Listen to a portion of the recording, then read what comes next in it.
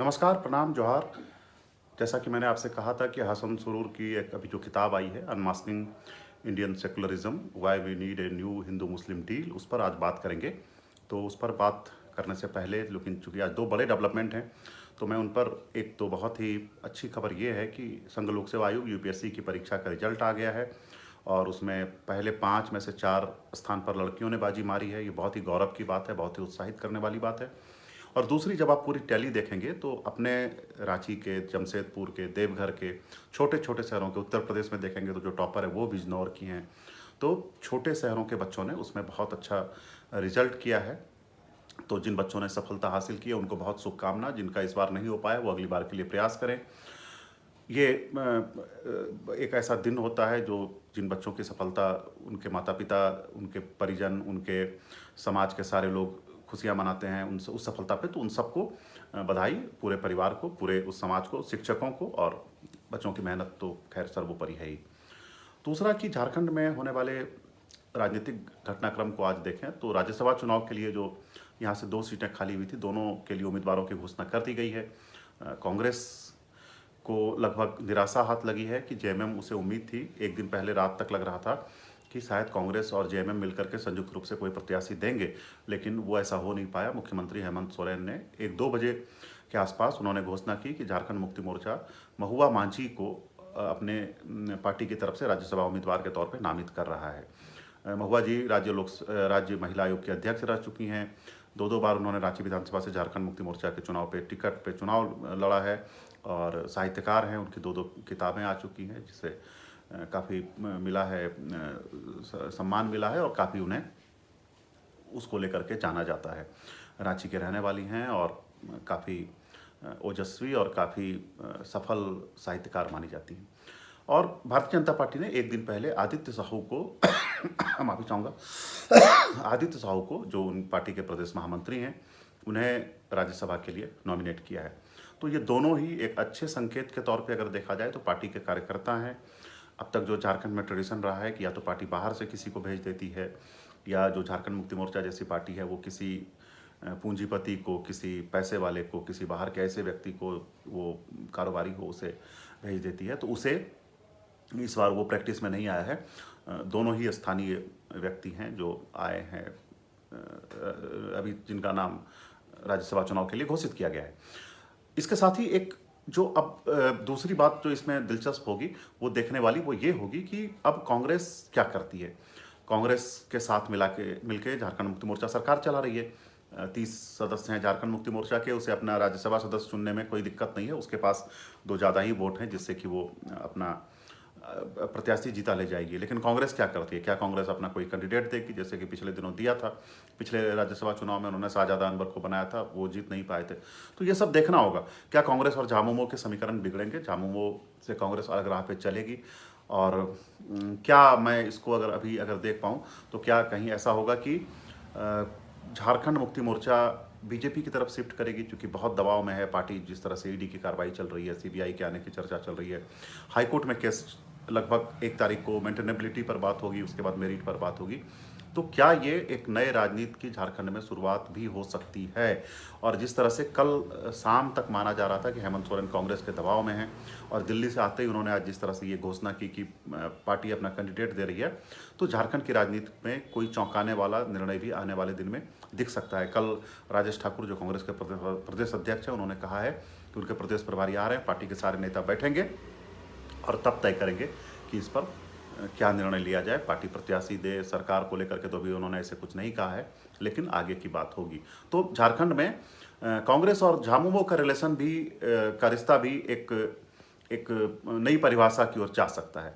Bharatiya Janata party Jharkhand Mukti Morcha की परिभाषा में नए संकेत मिल सकते हैं। ये सारी संभावनाएं जिस पर आगे बात हम लोग करते रहेंगे।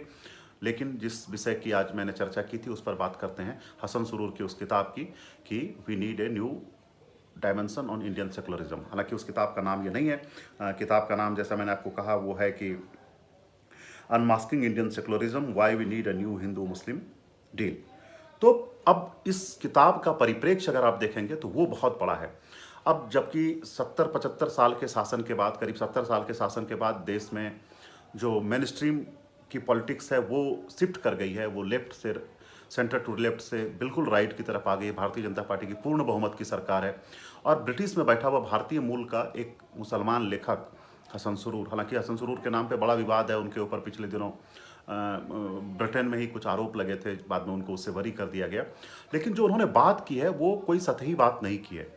आप पिछले 70 सालों से इस भारत में जो है, देश में जो एक नैरेटिव सेट किया गया था लेफ्ट लिबरलिज्म का, वामपंथी उदारवाद का जो एक नैरेटिव सेट किया गया था, उससे अलग हट करके हसन सुरूर ने कहा कि इस देश में अब सेकुलरिज्म को उन्होंने बताया कि ये, जिसको कि भारतीय जनता पार्टी या दक्षिणपंथी लोग अक्सर कहते हैं कि ये सेडो सेकुलरिज्म है, सूडो सेकुलरिज्म है, छद्म धर्मनिरपेक्षता है। उन्होंने कहा है अपनी किताब में जो अनमास्किंग इंडियन सेकुलरिज्म है उसमें लिखा है कि ये बिल्कुल सतही बात है। भारत में धर्मनिरपेक्षता के नाम पे सिर्फ और सिर्फ, अगर उसको थोड़े से भदे शब्दों में कहें तो उन्होंने कहा है रायता पसरा है। अब देखिए, जब देश में ज्ञानवापी की बहस चल रही है, कल ही योगी आदित्यनाथ ने भारतीय जनता पार्टी विधायक दल की बैठक में कहा है कि अब सिर्फ ज्ञानवापी की नहीं, काशी मथुरा की भी बात होगी। राम मंदिर के लिए कोर्ट से अनुमति मिलने के बाद निर्माण हो चुका है, शायद 2-3 सालों में निर्माण पूरा हो जाएगा। तो जो भारत में सेकुलरिज्म की बहस थी अब तक और दबे छुपे ढंग से की जाती थी, हसन सुरूर ने कहा है कि भारत को हिंदू राष्ट्र घोषित कर देना चाहिए। भारत को अगर हिंदू राष्ट्र, उन्होंने, जो मैं उनके किताब को कोट कर रहा हूँ, मैंने वो किताब पूरी नहीं पढ़ी है लेकिन उस किताब का जितना रिव्यू पढ़ा है, और कल मैंने उसको कोशिश की थी कि गूगल से डाउनलोड करके कुछ उसके प्रीफेस और कुछ पढ़ पाऊँ, तो उन्होंने जो बात कही है वो ये कही है कि भारत में सेकुलरिज्म के नाम पर नेताओं ने सिर्फ और सिर्फ एपीजमेंट किया है। भारतीय जनता पार्टी आरोप लगाती रही, दक्षिणपंथी पार्टियां ये आरोप लगाती रही हैं, जब शिवसेना दक्षिणपंथी फोल्डर में हुआ करती थी, कि ये सिर्फ एपीजमेंट, तुष्टीकरण करते रहे। हसन सुरूर ने इस बात को कंफर्म किया है और उन्होंने बड़े पुख्ते दावे के साथ उन्होंने कुछ दावे किए हैं कि देखिए, एक जो भारत में चलता रहा राजनीति में पिछले दिनों 50-60 सालों में, ईद से पहले रमजान के दौरान इफ्तारी का हर नेता, हिंदू नेता के घर में वो टोपी पहन के तमाम चीज़ें करके वो जाता था और मुस्लिम वोट बैंक के लिए वो बिल्कुल लगता था कि इस्लामी चोला धारण कर लेता था। हसन सुरूर ने इन बातों पे बहुत ही सख्त टिप्पणी की है। उन्होंने कहा है कि इससे मुसलमानों के विकास का और हिंदुओं की मनोभावना का कोई लेना देना नहीं था, ये सिर्फ और सिर्फ वोट के लिए किया जाता रहा है।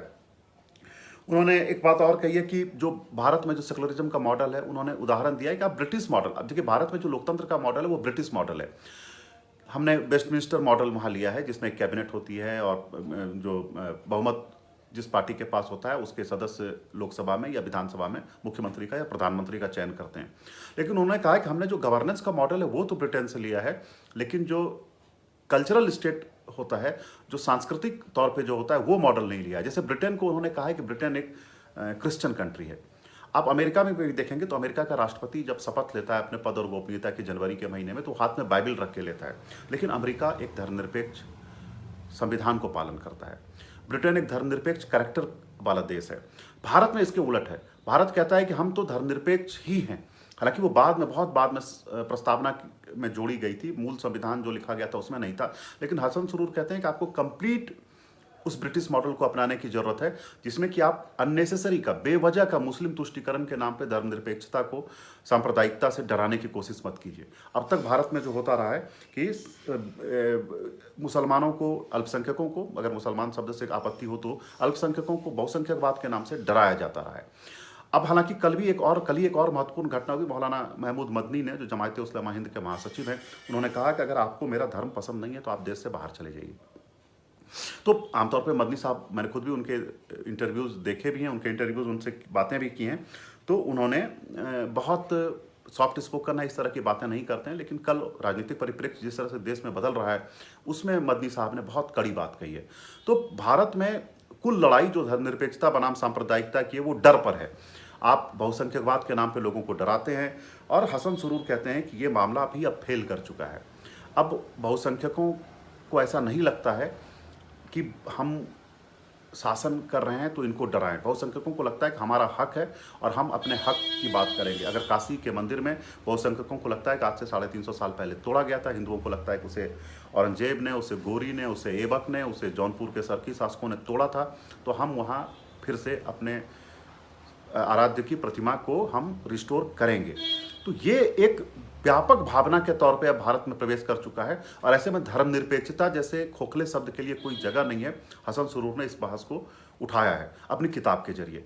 अब भारत सरकार, भारत के जो पॉलिसी मेकर्स हैं, भारत की जो इंस्टीट्यूशंस हैं, इदारे हैं अलग अलग, चाहे वो इस्लामिक इदारे हों, चाहे वो हिंदूवादी संगठन हों, उन सबको इस पर विचार करने की ज़रूरत है कि क्या भारत एक ऐसे कॉन्स्टिट्यूशन के साथ एक ऐसे कल्चरल परिवेश को दे सकता है जिसमें भारत हिंदू राष्ट्र हो, लेकिन हिंदू राष्ट्र में प्रिविलेज हिंदुओं को नहीं हो। जैसे हर नागरिक को प्रिविलेज होता है, जैसे मुसलमान को प्रिविलेज होगा, जैसे हिंदू को वही प्रिविलेज हासिल होगा जो क्रिश्चियन को होगा।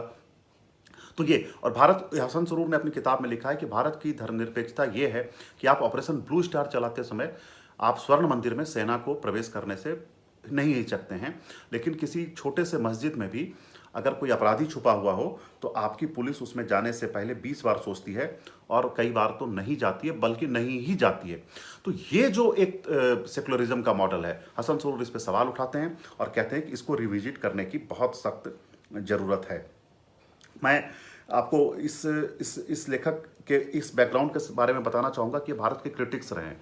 ये ऐसा नहीं है कि हसन सरूर कोई भारत के बारे में और भारतीय जो दक्षिणपंथी राजनीति है उसके बारे में बहुत अच्छी राय रखते रहे हैं, लेकिन जिस तरह से वो बताते हैं अपनी किताब में, क्रिटिक्स करते हुए बताते हैं कि भारत में जिस तरह से ध्रुवीकरण की राजनीति हो रही है, दोनों तरफ ध्रुवीकरण की राजनीति हो रही है, उसमें अब भारत को एक व्यावहारिक पक्ष यह है कि धर्मनिरपेक्षता से अलग हट करके हिंदू राष्ट्र की अवधारणा के साथ चला जाए, लेकिन हिंदू राष्ट्र की अवधारणा वैसी हो जैसे ब्रिटेन में है मॉडल, कि एक क्रिश्चियन स्टेट में सबके अधिकार समान है, कॉन्स्टिट्यूशनल राइट समान है, सबके लीगल राइट समान है। उसी कड़ी में आप देखेंगे तो यूनिफॉर्म सिविल कोड की बात अभी भारत में उठ रही है, और भारत सरकार ने तो नहीं ऐसा कोई नीतिगत निर्णय लिया है, लेकिन अलग अलग राज्य सरकारों ने, खास करके जो उत्तरांचल की सरकार है, उसने कहा है कि हम अपने स्टेट में यूनिफॉर्म सिविल कोड लागू करेंगे। तो भारत में भी ये बहस समाज के बीच में, सरकार के बीच में चल रही है कि हम इस देश को कैसे यूनिफॉर्म करें। तो यूनिफॉर्म करने का तरीका एक अलग होगा, और भारत को जो एक कल्चरल नेशन के तौर पे वो हिंदू राष्ट्र जिसको कि सरकार ऑफिशियली एडमिट करे, जैसे कि आप नेपाल को पहले कुछ दिनों पहले देखते थे कि वो अपने को कहता था। आप बहुत जो ज़्यादा आप सऊदी अरब को देख लीजिए, वो इस्लामिक राष्ट्र है, लेकिन वहाँ पे सबके अधिकार उतने ही सुरक्षित हैं। कुछ रिलीजियस प्रैक्टिसेस हैं जिसको कि आप ओपन में नहीं कर सकते हैं, कुछ उनके जो शरिया के हिसाब से, जो शरीयत के हिसाब से कुछ चीज़ें, महिलाओं को सर ढक के चलना है, शराब नहीं पीना है खुले में, वो सारी चीज़ें हैं।